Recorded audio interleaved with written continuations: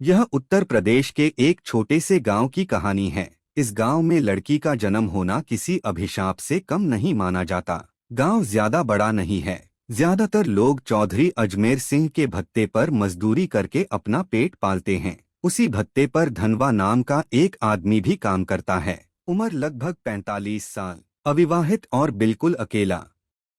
शादी की उम्मीद उसने बहुत पहले ही छोड़ दी थी। यकीन था कि वो जिंदगी भर कुंवारा ही रहेगा। लेकिन एक दिन गांव का पुजारी उसके लिए एक लड़की ढूंढ लाता है। उस लड़की का नाम भवरी है। उम्र करीब 21-22 साल। गांव के लोग कहते हैं कि वो बहुत मैनहूस है। वजह भी अजीब है। अब तक उसकी 3 बार शादी टाई हुई, लेकिन हर बार दुल्हा मौत के मुंह में चला गया। एक की मौत तो मंडप में ही हो गई, दूसरा रिश्ता कभी मुकाम तक पहुंच ही नहीं पाया, और तीसरा सबसे दर्दनाक था। शादी के दिन ही दुल्हा घोड़े से गिरकर मर गया। भवरी की शादी में आए 5 खास लोग कहानी की असली परत खोलते हैं। पहला है चौधरी अजमेर सिंह, गांव का सबसे बड़ा जमींदार और रोजगार डीन वाला। दूसरा है उसका मैनेजर सौरभ, जो पहले एक मजदूर था, लेकिन अब चौधरी का खास गुंडा बन चुका है। मजदूरों से हफ्ता वसूली करना और उन पर दबंगाई दिखाना उसका काम है। तीसरा है गांव का पंडित, जो धर्म के नाम पर ढोंग करता है, पैसों के लिए तंत्र मंत्रा रचता है, और औरतन की इज्जत लूटना ही जिसका असली चरित्र है। चौथा है गांव का दुकानदार, जो उधार तो देता है, लेकिन बदले में औरतन के जिस्म पर बुरी नजर रखता है। और पांचवा, सबसे खतरनाक, गांव का डॉक्टर, जिसे लोग भगवान का रूप मानते हैं, लेकिन असल में वो इंसानियत का सबसे बड़ा गुनाहगार है।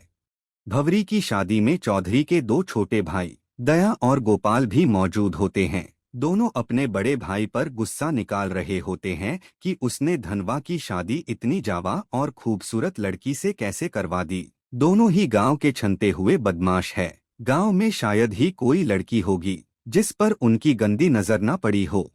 शादी वाले दिन जब पूरा गांव दावत में मस्त था, उसी रात चौधरी के दोनों भाई ने वो कर दिया जिसकी किसी ने कल्पना भी नहीं की थी। उन्होंने गांव की एक मानसिक रूप से विक्षिप्त लड़की बसंती को बहला-फुलाकर जंगल ले गए और दरिंदगी की सारी हदें पार कर दी। फिर इस दार से कि कहीं वो सच ना बता दे, बेरहमी से मार दिया और लाश नदी में फेंक दी। उन्हें लगा ये मामला भी पहले की तरह टैप जाएगा, लेकिन इस बार सिर्फ कुकर्म नहीं बल्कि हत्या भी हुई थी।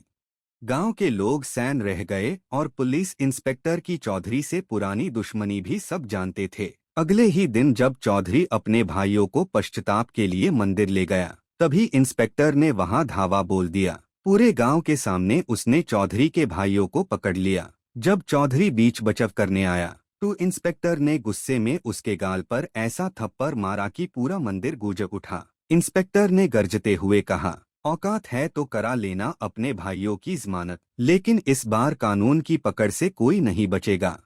इंस्पेक्टर के पास सीधे सबूत नहीं थे, लेकिन उसे पूरा यकीन था कि डीएनए टेस्ट सच उजागर कर देगा। थाने पहुंचते ही दोनों भाइयों की ऐसी खातिरदारी हुई कि आखिरकार उन्होंने सब कुछ कबूल कर लिया। चौधरी ने शहर के वकील से सलाह ली, लेकिन वकील ने साफ कह दिया कि मामला बहुत पेचीदा है, जमानत मुश्किल ही नहीं लगभग नामुमकिन है। हाँ, सेटिंग हो जाए तो रास्ता निकल सकता है, लेकिन उसके लिए मोटी रकम चाहिए। उस वक्त चौधरी के पास पैसे नहीं थे।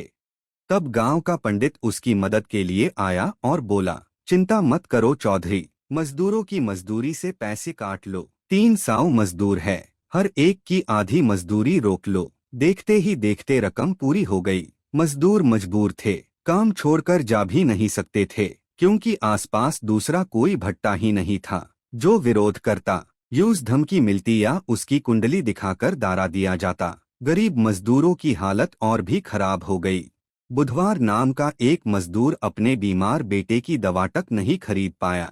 आखिर उसकी पत्नी मालती को बेटे के इलाज के लिए गांव के डॉक्टर के साथ सोना पड़ा। अगले दिन धनवा खुद अपनी बाकी मजदूरी मांगने चौधरी के पास गया। चौधरी ने बहायाई से कहा, पैसे चाहिए तो अपनी औरत को मेरे पास भेज दे, पूरी मजदूरी मिल जाएगी। ये सुनकर धनवा भड़क उठा। उसने कहा, ठीक है चौधरी, मैं 7 दिन की मजदूरी छोड़ देता हूँ, तुम अपनी बीवी को मेरे पास भेज दो। इस जवाब से चौधरी आग बबूला हो गया और उसने अपने लठैतों से धनवा को बुरी तरह पिटवा दिया।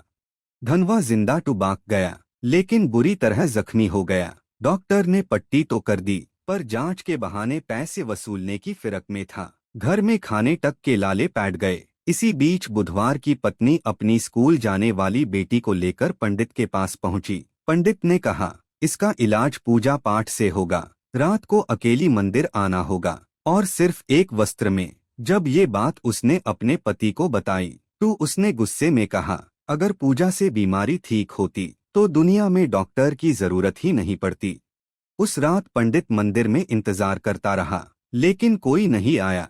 गांव के लाला ने उसका मजाक उड़ाया। पंडित तिलमिला उठा। डॉक्टर ने ठंडी सांस भरते हुए कहा, चिंता मत करो, अब देखो मैं क्या करता हूँ। अगले दिन डॉक्टर ने चौधरी की मदद से पंचायत बुलाई। उसने एक मेडिकल रिपोर्ट दिखाते हुए कहा कि गांव में महामारी फैलने वाली है और इसका कारण है धनवा। गांव अनपढ़ और अंधविश्वासी था, इसलिए झूठ को सच मान लिया गया। आखिरकार धनवा को गांव से बाहर निकाल दिया गया। धनवा गांव के बाहर एक झोपड़ी बनाकर रहने लगा और भवरी को भी अपने से दूर कर दिया। भवरी बिल्कुल अकेली पैट गई। काम की तलाश में वो भत्ते पर पहुंची, लेकिन वहां उसकी जिंदगी नरक बन गई। इसी दौरान मुंबई से एक जावा लड़का आया जो मजदूरों पर डॉक्यूमेंट्री बना रहा था। उसकी देखभाल भवरी को दी गई। शूट के आखिरी दिन बारिश हो रही थी।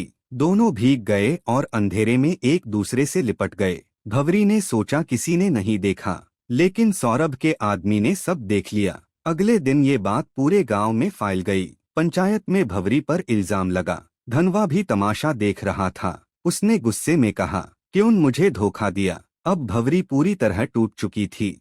आखिरकार उसने वही रास्ता चुना जो गांव उसके सामने रख रहा था। उसने कहा, मैं वही करूंगी जो तुम चाहते हो, लेकिन मेरी कीमत 7 गुना होगी। धीरे धीरे वो गांव की सबसे महंगी औरत बन गई। डॉक्टर से लेकर पंडित तक सब उसके पास जाने लगे। आखिर में सच सामने आया। गांव में एड्स फैल चुका था। जांच में पता चला कि ये बीमारी भवरी तक मुंबई वाले लड़के से पहुंची थी और वहीं से पूरे गांव में फैली। गुस्से में लोगों ने डॉक्टर, पंडित और बाकी गुनहगारों को मार दिया। भवरी भी मर चुकी थी। धनवा ने उसे आखिरी विदाई दी। ये कहानी बस इतना सिखाती है कि अपने कर्मों से कोई नहीं भाग सकता। जो जैसे बीज बोया जाता है वैसा ही फल मिलता है। बुराई कुछ वक्त के लिए जीतती हुई लग सकती है, लेकिन अंत में उसका अंजाम हमेशा बुरा ही होता है।